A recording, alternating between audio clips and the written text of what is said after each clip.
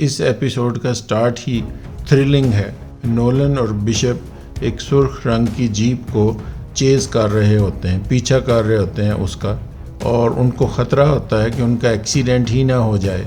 Nolan अभी तक 2-3 जगह पे जीप को सही वक्त पे रोकने में नाकाम रहा। अब वो चेज़ करते करते हॉलीवुड हिल्स के ऊपर चढ़ गए हैं, हॉलीवुड की जो पहाड़ियाँ उन पे चढ़ गए हैं, और उसके बाद उन्होंने उस अपनी गाड़ी आगे ला के उसको रोक लिया है। सुर्ख रंग की जीप में से एक लड़की निकलती है जिसने वेडिंग ड्रेस पहना हुआ है और वो दौड़ लगा देती है सड़क के एज की तरफ। ये एक बहुत ही ऊंची जगह है। नोलन भी उसके पीछे भागता है और उसके करीब पहुंच जाता है जहां वो हॉलीवुड का जो साइन लगा हुआ है वो उस साइन के पास पहुंची हुई है, बल्कि उसके ऊपर चढ़ी हुई है। वो काफ़ी ज़्यादा अपसेट है क्योंकि उसके फियांसे ने उसकी कज़न के साथ मिलके उसको चीट किया है। वो कहती है उसे ज़िंदा रहने के लिए कोई होप नहीं है। तो नोलन अपनी जेब में से एक लॉटरी टिकट निकाल के उसको देता है और कहता है ये लो, ये है अब तुम्हारी ज़िंदा रहने की होप, उम्मीद रखो शायद तुम्हारी लॉटरी निकल ही आए। उसका ये आइडिया काम कर जाता है और वो लड़की एग्री हो जाती नीचे उतरने के लिए और गिरने से बचा लेता है। चैन और नोलन बैठ के ये सोच रहे होते हैं कि कितना ही बुरा होता अगर वो उस लड़की को ना बचा पाते, और वो इसी परेशानी में सोचते हैं कि वो एक दिन की छुट्टी कर लेते हैं। लेकिन फिर साथ ही उनको रियलाइज़ होता है कि अगर छुट्टी करेंगे वो और भी ज़्यादा मुश्किल में आ जाएंगे, सब की निगाहों में आ जाएंगे और उनका राज सबको पता चल जाएगा। उनके पुलिस स्टेशन पे वैड नोलन को कहता है कि तुमने $21,000 का नुकसान कर दिया है। जब तुम ये गाड़ी चेज़ कर रहे थे तो तुमने पुलिस कार को बहुत नुकसान पहुंचाया, उसको इधर उधर टकरा के।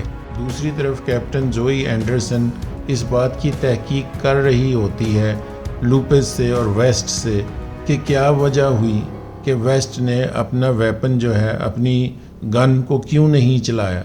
लुपेस जो कि उसकी ट्रेनिंग ऑफिसर होती है वही उस बचाती है ये कह के कि वेस्ट के पास क्लियर शॉट नहीं था, उसका निशाना सही नहीं था, रास्ते में और चीज़ें थी, इसलिए उसने अपनी गन जो है उसको इस्तेमाल नहीं किया और फायर इसलिए नहीं किया।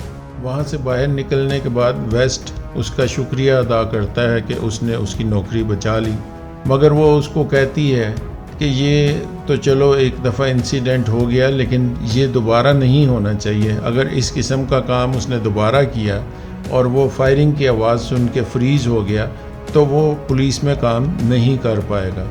लुपेस कहती है कि वो चाहती है कि वेस्ट आइंदा कभी भी फ्रीज़ अप ना हो, इसलिए वो फ़ैसला करती है कि जितनी भी हाई रिस्क कॉल्स हैं जहाँ पे शूटिंग का ज़्यादा ख़तरा है वो सारी कॉल्स वही लेंगे और वही उन कॉल्स को अटेंड करेंगे। पहली कॉल जो आती है वो एक चर्च से आती है जहाँ पे एक बंदा चर्च के अंदर पड़ी हुई सारी चीज़ों को तबाह कर रहा होता है, तोड़ फोड़ कर रहा होता है। पुलिस पहले से मौका पे मौजूद होती है मगर वो इंतज़ार कर रहे होते हैं स्पेशल ऑप्स की टीम या स्पेशल जो उनके कमांडोज़ हैं उनके आने का।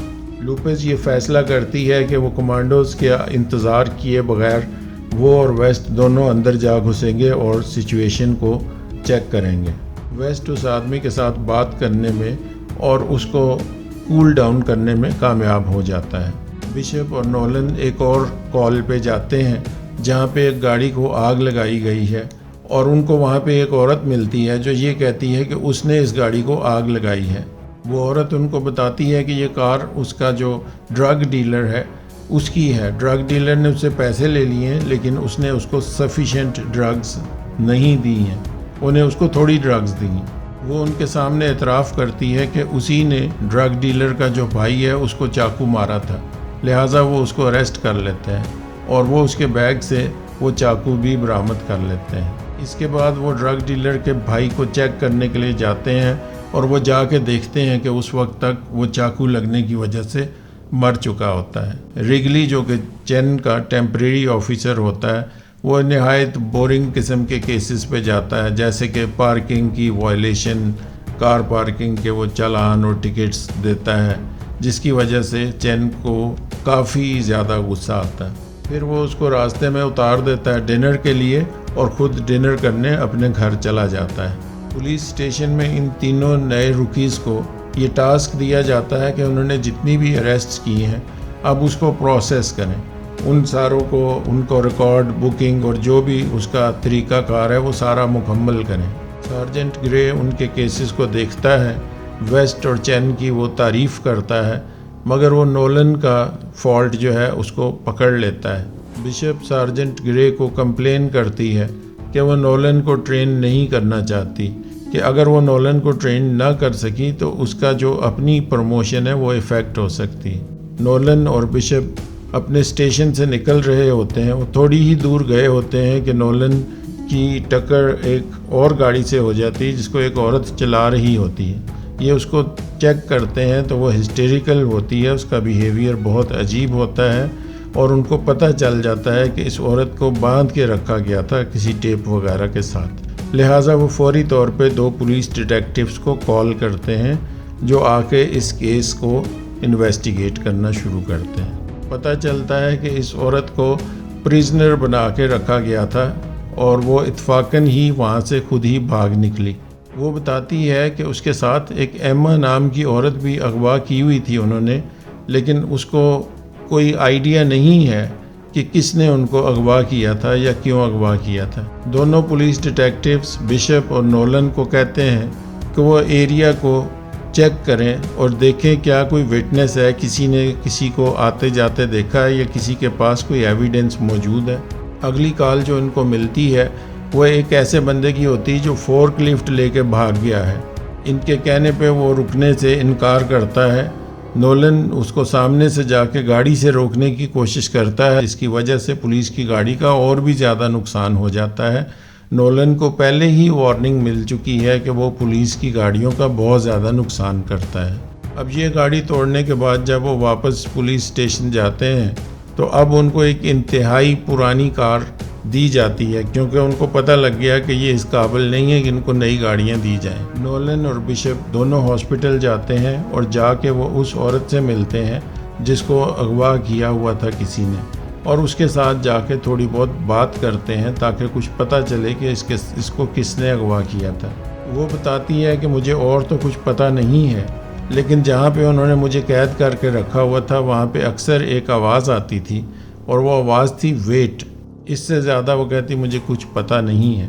बिशप अपना दिमाग लगाती है और वो कहती है कि सड़क पे एक ब्लाइंड लोगों के लिए क्रॉसिंग है जहाँ पे ऑटोमेटिक सिस्टम लगा हुआ है जो कहता है कि वेट, और ये पूरे एरिया में सिर्फ एक ही जगह पे है। नोलन उस क्रॉसिंग के नज़दीक ही जो घर है वहाँ पे जाके बात करता है वहाँ के सिक्योरिटी गार्ड से ताकि उससे कोई मालूमात हासिल कर सके। इसी दौरान बिशप उस सिक्योरिटी गार्ड की कार को चेक करती है, तभी उसको अंदाज़ा होता है कि ये वही कार है जिसको वो तलाश कर रहे थे। बिशप चीख के उसको बताती है कि यही मुजरम है।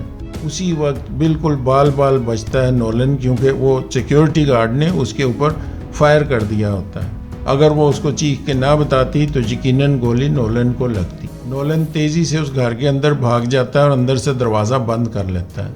बिशप फौरी तौर पे बैकअप के लिए कॉल करती है और थोड़ी ही देर में बहुत सारे उनके कोलीग्स और पुलिस वहाँ पे पहुँच जाती है। नोलन उसी घर के अंदर भाग रहा होता है और सिक्योरिटी गार्ड उसको पीछे से फायर कर रहा होता है जो इत्फाकन नहीं लगा नोलन को। इसी दौरान में वो बंदा तो फायरिंग करता हुआ भाग जाता है, लेकिन नोलन को जो दूसरी औरत एम्मा जिसका नाम है वो मिल जाती है। वो उस औरत को रस्सियों से आज़ाद करने की कोशिश कर रहा होता है। उसी वक्त वो बंदा नोलन पे अटैक कर देता है और वो नोलन को गोली मारने ही वाला होता है। इसी दौरान बिशप अपनी गाड़ी उसके घर के अंदर घुसा देती है, जिसकी वजह से उस आदमी की तवज्जो जो है वो हट जाती है और वो फौरी तौर पे भाग जाता है। बिशप और नोलन उस बंदे को पकड़ने में कामयाब हो जाते हैं और उसको पकड़ते ही नोलन उसको खूब उसकी पिटाई करता है, जिस पे कैप्टन उसको वार्न करती है कि वो उसको सिर्फ अरेस्ट कर सकता है, वो उसको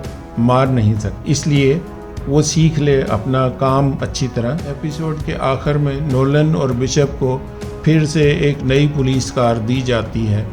नोलन वो कार लेके निकल ही रहा होता है कि वो फिर से उसका एक्सीडेंट होने लगता है और वो बिल्कुल बाल बाल बचता है इस एक्सीडेंट से।